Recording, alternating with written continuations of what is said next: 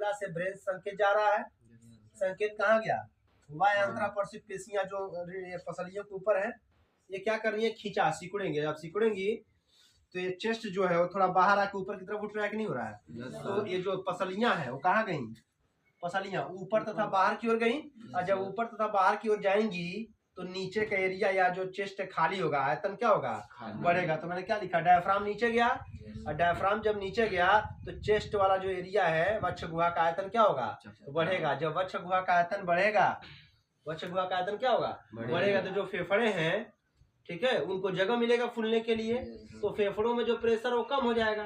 फेफड़ों में प्रेशर क्या है? कम है। तो जब फेफड़ों के अंदर हवा का दाब कम है और बाहर हवा का दाब क्या है? अधिक है, तो बाहर से हवा कहाँ जाएगी? अंदर की ओर जाएगी, क्योंकि फेफड़ा क्या है? रिलैक्स है।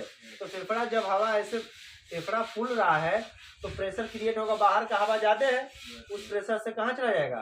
अंदर हवा चला जाएगा। अगर फेफड़े में वायु दाब ज्यादा होगा तो ऑक्सीजन बाहर से अंदर नहीं जाएगा। तो क्या हुआ? डायफ्राम नीचे चला गया और चपटा हुआ, और वक्ष गुहा का आयतन बढ़ा कि घटा? बढ़ गया। और जब वक्ष गुहा का आयतन बढ़ेगा तो फेफड़ों में वायु दाब कम होगा कि ज्यादा होगा? कम होगा। क्या होगा?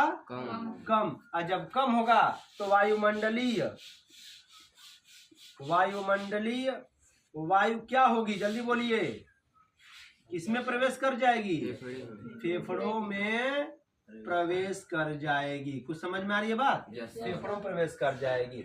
यह एक शार्ट तरीका है, ट्रिक है पढ़ने का। पुनः समझिए, जब हम सांस लेते तो क्या होता है?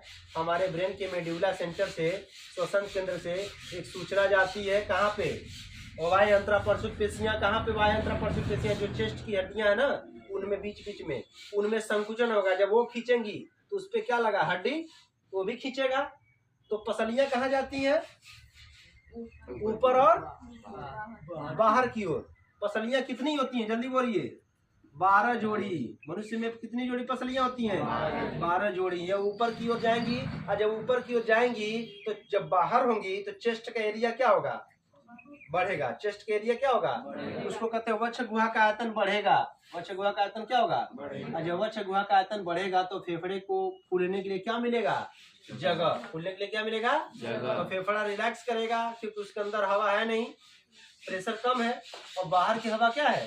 ज्यादा है। तो जब अंदर जहाँ प्रेशर कम हुआ, बाहर का प्रेशर ज्यादा हुआ, तुरंत बाहर से हवा कहाँ आएगी? अंदर तरफ आएगी, और फेफड़े में क्या होगी? भरेगी। क्लियर है? उस दौरान वायुमंडल से हवा कहाँ चली जाएगी? फेफड़े में।